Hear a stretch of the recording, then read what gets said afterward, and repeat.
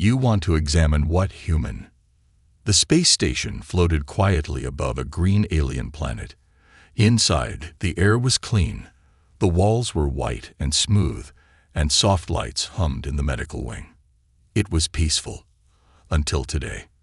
Dr. Jonathan Hale, a human doctor with kind eyes and a calm voice, sat in his clinic. He looked over the file on his screen. New patient, species unknown. Name, Layari. Status, ambassador's daughter. His eyebrows lifted. It wasn't every day he met royalty from another world. He stood up and checked the room. The instruments were clean, the table ready, and the translator device was working fine. Or so he thought.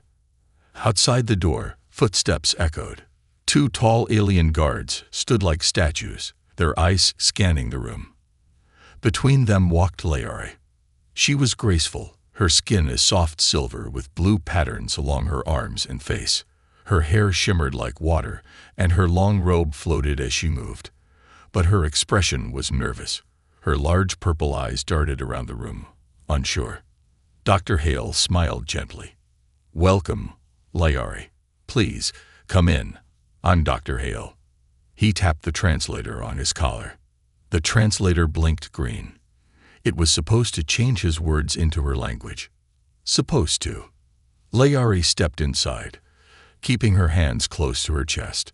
She gave a short nod, her voice soft. Greetings, healer. Please sit down, Dr. Hale said, gesturing to the exam table. This is a simple checkup. It won't take long. Layari looked confused but obeyed. She sat, stiff as stone. Dr. Hale walked to the side table, picking up a scanner.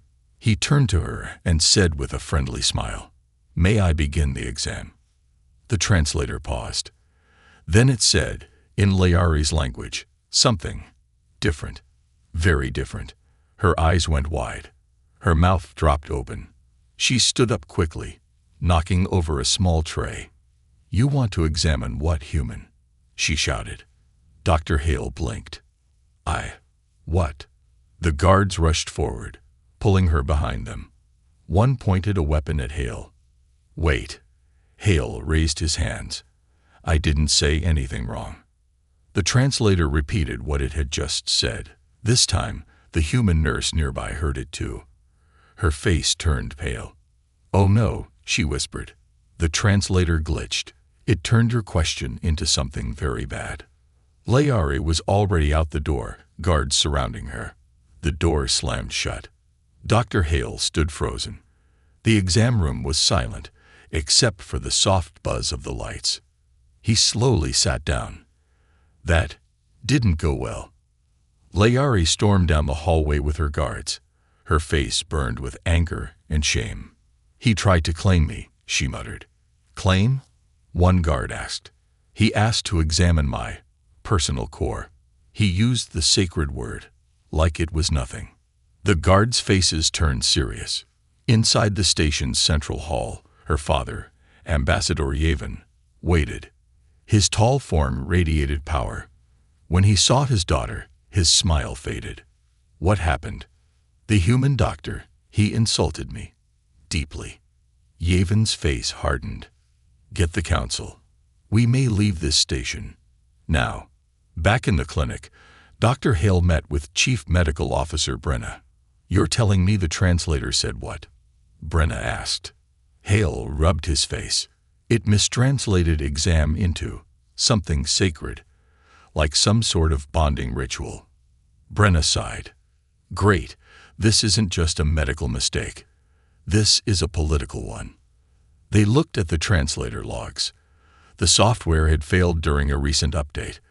A small bug caused words related to anatomy to be changed into cultural terms, serious ones.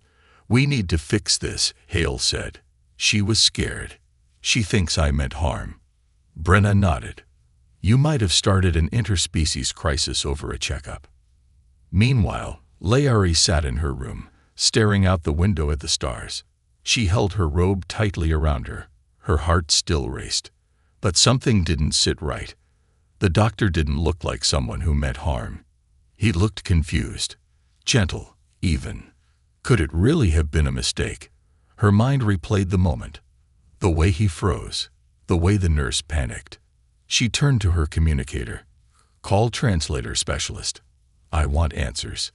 As night fell over the station, messages flew across departments. The translator error was confirmed. A full report would be made in the morning. Dr. Hale sat alone in the clinic, staring at the scanner on the table. "This was supposed to be easy," he whispered. "Just a simple checkup." But now, everything had changed. And somewhere, in her own room, Layari whispered the same words. Just a simple checkup. Neither of them knew it yet, but this mistake was only the beginning of something much bigger, something that would change both their worlds. Misunderstanding spreads like fire. The morning light on the space station came out with the warmth of peace, but with the cold pressure of a diplomatic storm. Inside a large chamber lined with flags of many species, Ambassador Yevon stood tall, his silver robes flowing behind him like ripples in deep water. Beside him sat Layari, her head low, her face pale. The room buzzed with voices, alien aides, diplomatic advisors, and security officers all whispered theories and questions about the event in the medical bay the day before. "We must leave this place," the ambassador said firmly. "If humans treat our daughters like property, this alliance is at risk." Layari opened her mouth to speak but stopped. She wanted to explain what she saw in the doctor's eyes. Confusion, not cruelty. But her voice felt stuck. The memory still burned in her mind, the question, the stare, the strange machine in his hand. And yet, the way his face fell when she shouted. It didn't match what she had been taught to expect from an aggressive species. As her father continued his speech to the council, Layari's mind wandered. She remembered her studies in the academy. Her instructors had spoken of human kindness, but also warned of their strange customs. Unlike her people, who believed in private rituals of healing and sacred bodily respect, humans seemed to mix science with the body too freely. Their doctors touched, scanned, and examined without songs or prayers. They trusted cold machines. Even children were taught to open their bodies to be measured. But what if? What if not all of it was wrong? At that moment, her private guard approached with a translator expert. He bowed low before the ambassador. "I have reviewed the error. Great one," he said carefully. The human said nothing wrong in his language. The mistake was ours. The station's translator used the wrong dialect mapping. It turned routine medical examination into claim of physical rights, a phrase only used in ancient Union rituals. A heavy silence fell over the chamber. "You're telling me," the ambassador said slowly, "that my daughter was not insulted, but missiled by a broken machine?" The expert nodded. "Yes, ambassador. The human meant no harm." Layari looked up at her father, her voice quiet. "I believed he wanted to hurt me. Now, I am not sure what to believe." The ambassador waved a hand. "Bring me the human doctor. I will decide what must be done." On the other side of the station, Dr. Hale had not slept. His face was pale, his eyes sunken. He sat in the medical office, reading over files again and again, hoping he missed something, hoping there was a line in the file that would have warned him about alien customs. But there was none. No mention of the sacred words. No warning about the deep meaning of examination in her culture. When the security officer entered to escort him to the council chamber, Hale didn't resist. He simply nodded and followed. His heart thumped in his chest, but not from fear of punishment. He cared only about fixing what he had broken. He didn't want to be seen as a monster. Not by her. Inside the chamber, he stood tall before the alien council. Faces of all kinds stared at him. Eyes, tendrils, feathers, scales, and smooth skin alike. And at the center, Layari. "Dr. Hale," Ambassador Yevon said, his voice cold, "do you understand the insult you have given my daughter?" Hale bowed his head. "I understand how it felt to her, and I am sorry. I did not know about the translation error, but I accept full responsibility. It was my exam. My question. I should have been more careful. There was a pause. Layari stared at him, her expression unreadable. What was your true purpose? She asked softly. Hale looked at her and spoke plainly. I wanted to help. I wanted to make sure you were healthy. That's all. It was never about power. Never about claiming anything. Just care. She didn't reply. Instead, she stood and walked out. Hours later, Layari sat alone in her chamber. Her thoughts were loud and confusing. She thought of her people, of traditions passed down for generations, and of the way human doctors looked at the body as something to understand rather than worship. She thought of Dr. Hale's face, not afraid for himself, but for her dignity. She could see now that he wasn't the enemy. The more she thought about it, the more she realized something had shaken loose inside her. She was raised to believe her body was something only her kind could understand, that outsiders would only harm or shame it. But this human, he asked for permission. He waited. Even now, when accused, he didn't fight back. He apologized. She wondered what the world looked like through his eyes. Her communicator beeped. It was a message from Maria, the human nurse she had seen before. I know things were strange yesterday, but if you want, I'd be happy to talk. Woman to woman.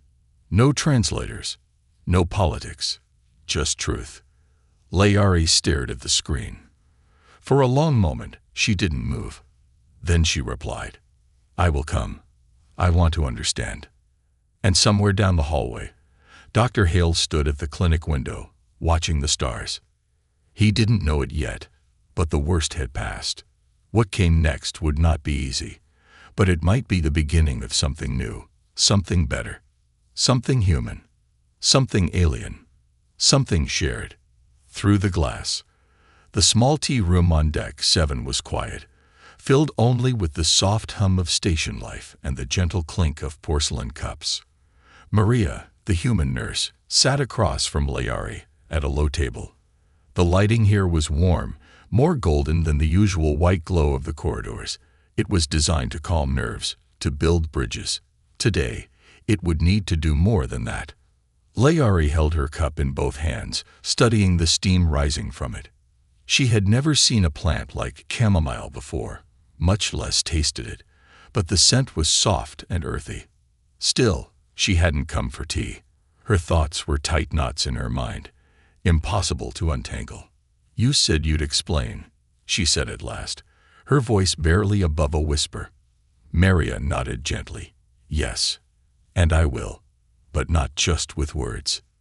She reached into her satchel and placed a slim tablet between them. With a few taps, a video began to play. It showed a woman, human, young and nervous, sitting on the edge of an examination table. Dr. Hale stood nearby, explaining each step of the process, his voice calm, his movements slow. The woman asked questions. He answered with care. The entire interaction was respectful, professional, gentle. This was me, Maria said. My first visit to Dr. Hale. I was scared. I had heard stories too, but he didn't treat me like a problem. He treated me like a person. Layari watched in silence. She felt her shoulders relax slightly, though the tightness in her chest remained. Our customs teach us that certain things are not to be seen. Layari said slowly, that only those of our own kind can care for us, properly. Our healers sing before they examine. They ask the spirits to protect our dignity. That's beautiful, Maria said. Really. But humans, we believe in something different. We believe in knowledge, in explaining every part of the body so you don't have to be afraid of it. Layari's eyes flicked up. So you are not ashamed. Maria smiled softly. Not anymore. And I want you to see why. Later that day, Layari followed Maria through the quiet corridors of the medical wing. Her guard stayed behind, at her request. Her steps were light, but filled with purpose. A decision had been made in her heart. She needed to understand this world fully, not just through stories or fears, but with her own eyes. They entered a room with a large glass wall. On the other side was an exam chamber, clean, quiet, softly lit. Dr. Hale stood beside a different patient now, another human woman, older this time. She laughed as she spoke to him, unbothered, even joyful. They spoke about her grandchildren, her garden back on Earth. Dr. Hale listened, then explained the medical steps he would take. Maria whispered beside her, "This woman comes in every year. Not because something is wrong, but because she wants to stay healthy. She says this is how she takes care of herself, like brushing her teeth." Layari pressed a hand to the glass. "She is not afraid. Not at all." As they watched, the exam began. Every movement was slow, careful. Dr. Hale explained each action before doing anything. The woman nodded, giving permission every time. Layari felt something shift deep inside her.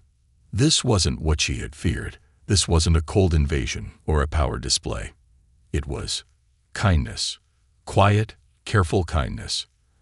After the session ended, Dr. Hale exited through the far door. He hadn't known Layari was watching. He hadn't seen her yet. Maria turned to her. "Would you like to speak with him now?" Layari hesitated. The memory of the first meeting still lived in her chest like a bruise. But now, after what she had seen, that bruise no longer felt like pain. It felt like a question, waiting for an answer. "Yes," she said, "but not as an ambassador's daughter."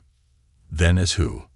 Layari smiled faintly, as someone who wants to learn. They met in a small consultation room. This time, there was no translator, just a direct voice device linked to both their languages, checked twice by Maria before they spoke. Dr. Hale entered, stopping short when he saw her.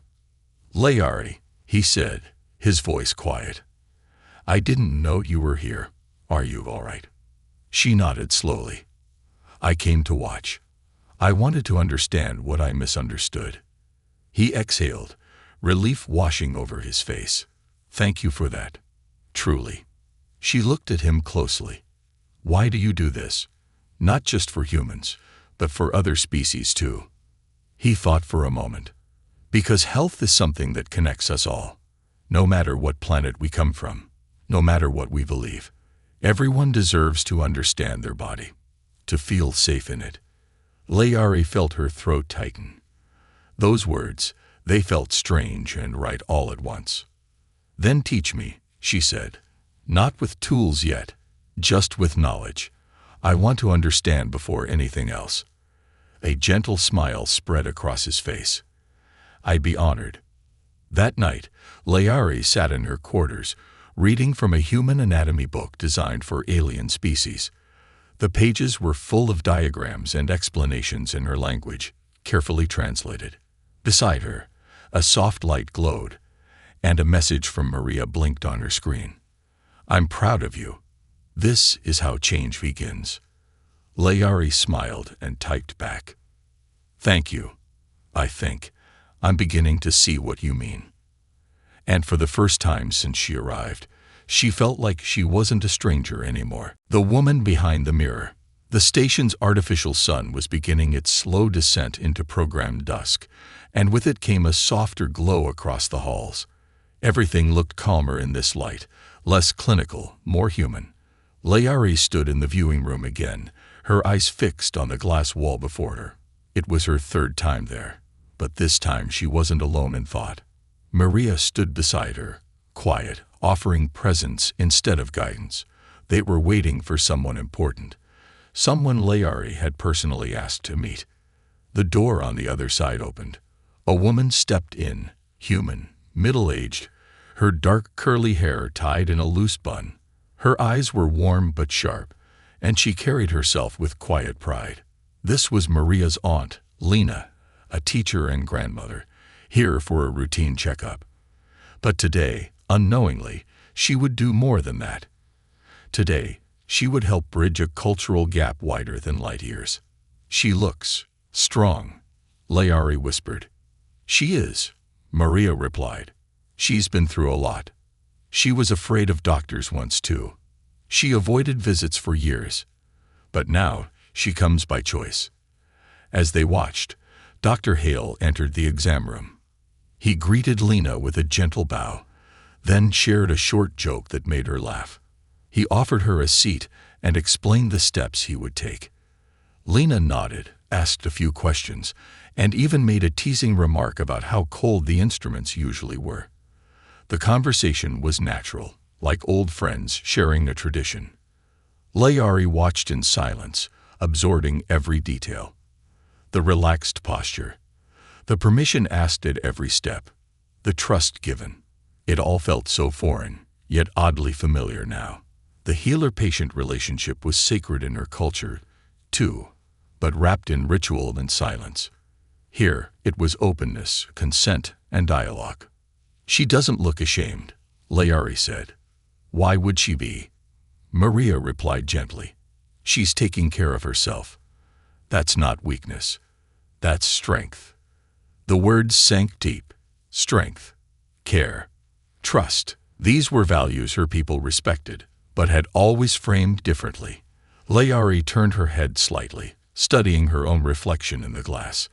For a moment, she didn't see a daughter of diplomats or a voice of tradition.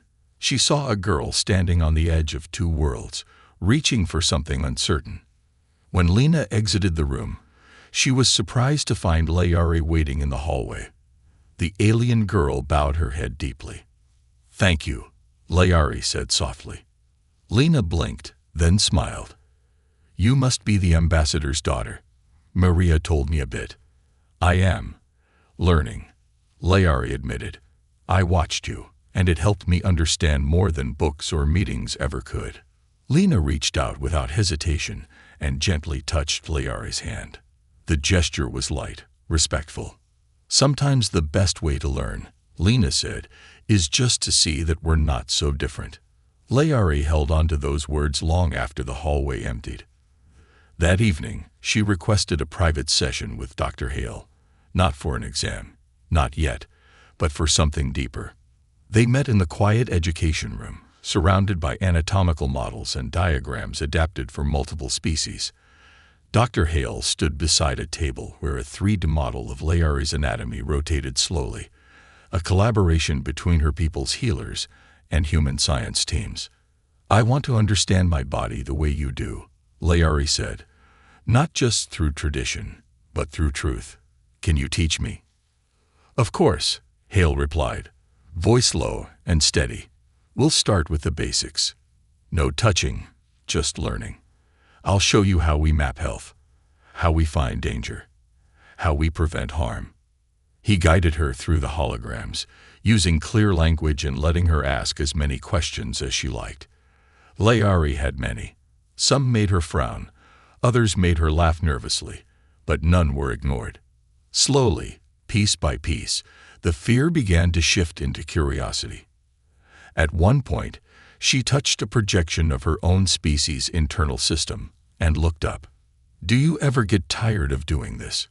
Explaining, teaching, again and again?" Hale smiled. "Never. Every time someone understands their body better, they take back power. That's worth everything." But the peace didn't last. The next day, the station's central server was breached. Unknown hackers, possibly from a political group opposing human-alien cooperation, leaked a distorted version of the original translator incident. The short video clip showed only Layari's shocked reaction and her words. "You want to examine what human?" Within hours, the video spread across multiple planets. Headlines screamed false stories. Some laughed. Others were outraged. Many used the moment to attack the alliance itself. Layari's face appeared on dozens of alien feeds, some mocking her, others questioning her integrity. "Ambassador's daughter attacked by human doctor," some read. "Alien girl's shameful visit," read others. The damage was sudden, brutal, and public. When Layari saw the video, her heart stopped. She felt the ground fall from under her. It was like reliving the moment again. But this time, in front of the whole galaxy. The shame returned, twice as sharp. She locked herself in her room and refused to speak to anyone, even Maria. Dr. Hale, too, saw the video. His name wasn't in the title, but he knew it would follow him forever. He sat in the dark, not moving, only thinking of the trust that had just begun to grow, and how it was now in danger of breaking. Outside their rooms, the station buzzed with tension. Diplomats sent messages, ambassadors held meetings, orders were issued for silence. But not everyone stayed quiet. And as the storm raged outside, both Layari and Hale would have to make a choice: hide from the fire, or walk through it together. The storm they didn't see coming. The silence in Layari's quarters was thick, heavy, almost alive. The glowing light panels had dimmed to simulate night, but she hadn't noticed the passage of time. Her hands were clenched in her lap, her fingers pale and shaking. In front of her, the holoscreen still played the distorted video on a loop. She had watched it 10 times, maybe more. Each time it cut off right after her voice cracked through the translator. "You want to examine what human?" Followed by the sudden look of horror on her face. No explanation, no context, no truth. Only that line, weaponized, reshaped into something it was never meant to be. Outside her door, the station's once peaceful corridors now buzzed with reporters, diplomats, and security. What was meant to be a quiet diplomatic visit had exploded into a galaxy-wide controversy. News headlines called it a scandal. Holonet comedians mocked her expression. Activists on both sides turned the incident into a banner for their cause. One side shouted, "Protect our daughters from human invasions," while the other cried, "We offered care, not control." Layari curled deeper into her chair, a sharp ache in her chest. Her people's traditions had always warned her about trust, especially with outsiders. But she had dared to believe she could bridge two cultures. She had watched the exams. She had begun to understand. And now, with one twisted video, all of it was crashing down. Maria had knocked twice that morning, but Layari hadn't answered. Messages poured in from her father's staff. Even the ambassador himself had sent a request to see her. She ignored them all. She wasn't ready to speak, not even to herself. In another part of the station, Dr. Hale sat in his dim office, surrounded by silence. He had watched the video only once. It was enough. He had known something was wrong when the station's medical logs were suddenly accessed the night before. Now he knew just how wrong. His own staff had rallied around him. Maria was furious, pacing up and down the hallway. The chief medical officer had filed a report with the Interspecies Security Board, but none of it felt like enough. None of it could take back what had happened. The trust he had worked so hard to build, especially with Layari, was now in pieces. You could file a counter-report, Brenna had said earlier. Release the full footage. Prove the truth. But Hale shook his head. That won't undo what she's feeling. This isn't about me looking innocent. It's about making things right. While the two remained in their silence, others were moving fast. The Council of Interspecies Cooperation held an emergency session. The ambassador, visibly angry, demanded an official apology from the human station. Representatives from 3 other species supported him. 2 others opposed him. The room erupted into argument. "This video has already done damage," the ambassador growled. "Our people are afraid. Our honor is at risk." But a young counselor from the human side stood calmly and asked, "Ambassador, has your daughter spoken publicly yet? Has she confirmed the video's claim?" The room fell quiet. "No," he said after a long pause. "She has not." That night, Layari finally opened a message. It wasn't from a diplomat or security chief. It was from Lena. "They'll keep speaking for you, as long as you stay silent. If that's what you want, that's fine. But if it's not, if you still believe in what you saw, in what you learned, then maybe it's time to speak for yourself." Layari stared at the words for a long time. She thought of her people. She thought of Dr. Hale. And most of all, she thought of the girl she had been when she first walked into that exam room. Afraid, unsure, shaped by rules she had never questioned. And she thought of the girl she was now, even if that girl was still trembling. She stood. The following day, the main hall of the station was filled with news drones and diplomatic observers. No one expected her to appear, but she did. Layari walked slowly to the center podium, dressed in traditional robes, her head held high. Her guards tried to stop her, but she waved them away. The room went still. "I speak not as a diplomat," she said, her voice steady despite her fear, "but as a person who was part of something misunderstood." Her voice echoed through the hall and across live broadcasts. "What you saw in that video was a mistake, yes, but not a crime. The human doctor did not harm me. He did not shame me. The translator failed, not the man." She paused, scanning the room. "I was afraid. I judged too quickly. Then I learned. I saw care, not power. Science, not cruelty. I began to understand a way of healing that is different, yes, but not wrong." Some gasped, others leaned forward. "And now, I will say something my people rarely say. I was wrong." There was silence again, but this time, it was filled with awe. The shame is not in being misunderstood. The shame is in refusing to understand. When Dr. Hale heard her voice live on the screen, he closed his eyes. A quiet breath left his lungs, slow and full. And when he opened them, Maria was smiling through tears.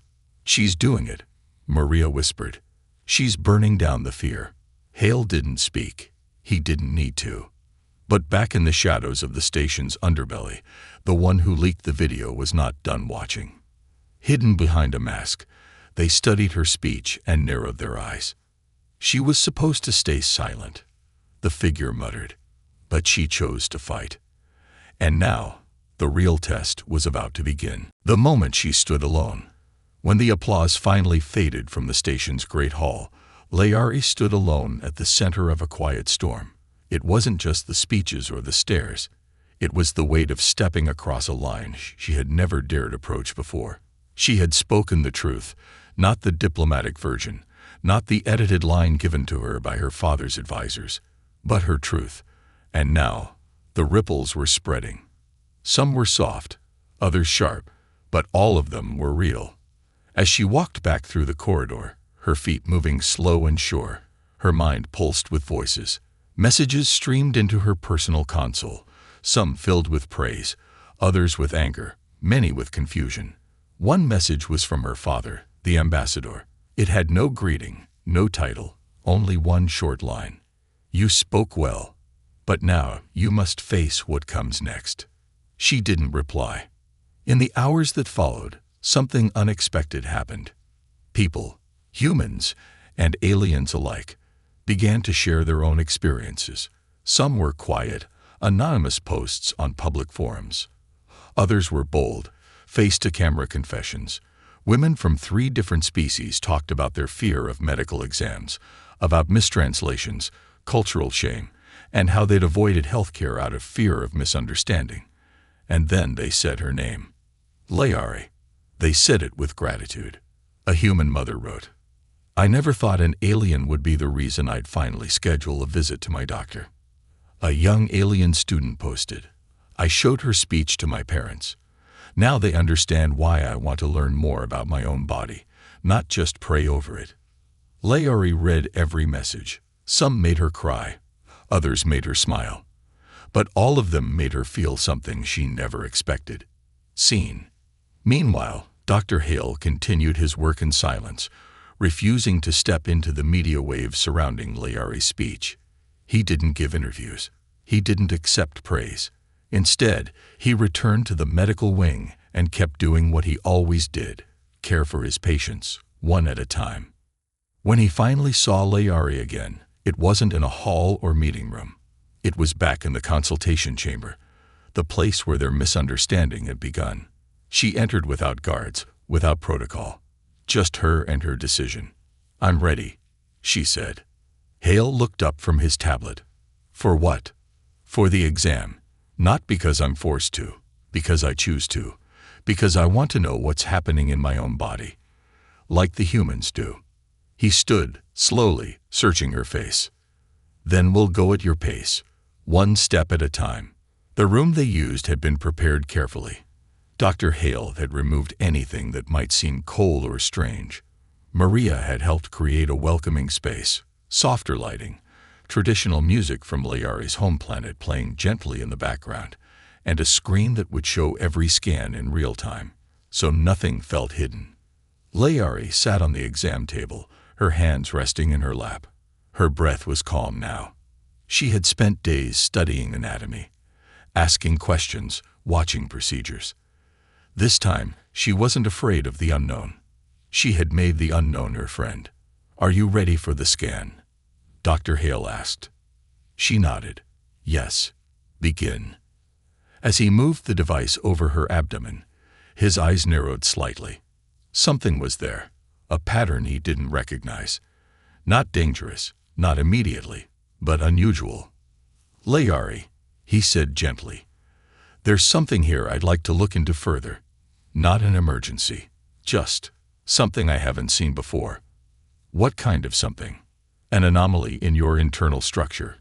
It may be unique to your biology, or it could be something that needs care." She nodded, serious. "Then let's understand it. Together." Hours later, the scans were complete. Dr. Hale and a team of interspecies specialists studied the data. What they found surprised even the most experienced minds on the station. Layari carried a rare genetic variation, something that had been quietly affecting her hormonal system since birth. On her planet, the symptoms were explained through rituals and spiritual imbalance. But in truth, it was a condition that, if untreated, could have led to serious complications in the future. Her decision to accept the exam may have saved her life. That evening, she stood before the diplomatic council again, but this time by request. She explained her condition, how it had gone unnoticed for years, how her culture's silence had almost cost her dearly. She didn't blame anyone. Instead, she offered a solution. "I propose we create a new program," she said.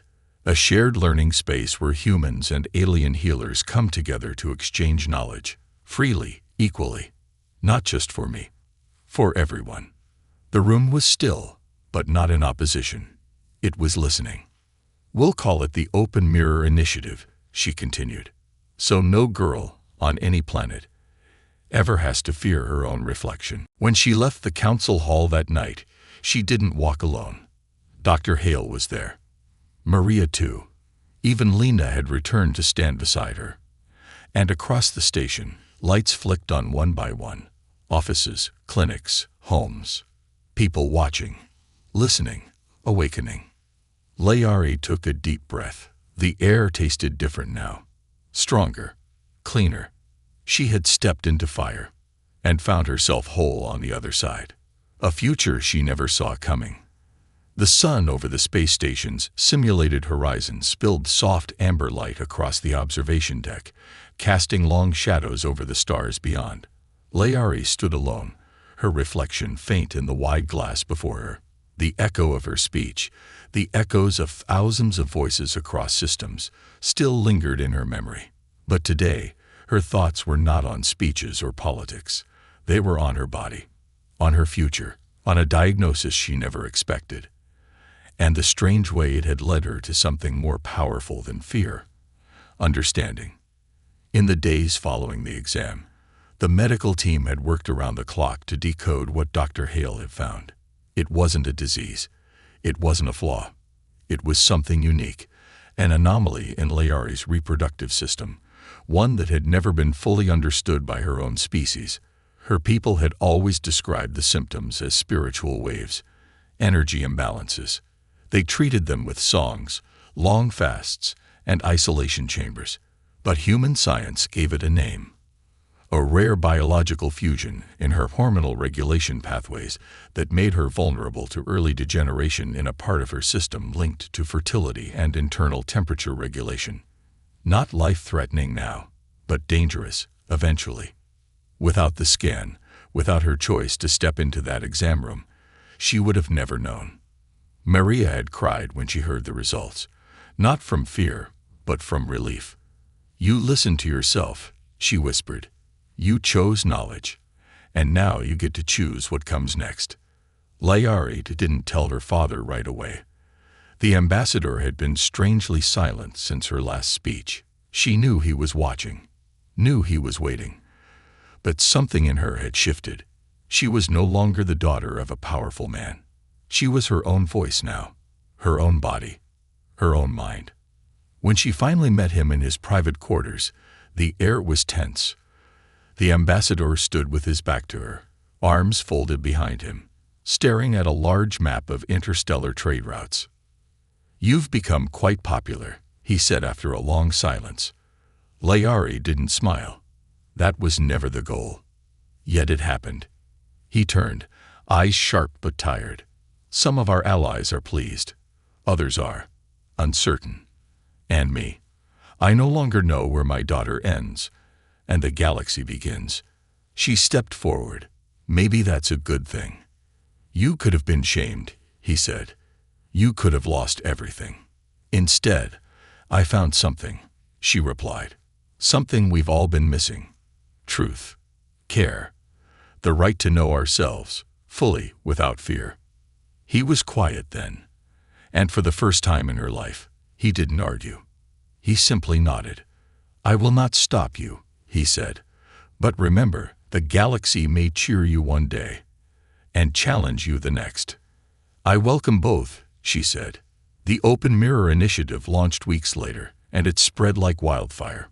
It started with a simple vision: shared education between species, joint clinics run by both human and alien healers, cultural translators trained not just in language, but in emotion, safe spaces for individuals, especially women, to learn about their health without shame. Layari became the symbol, but never the center. She refused titles, refused statues.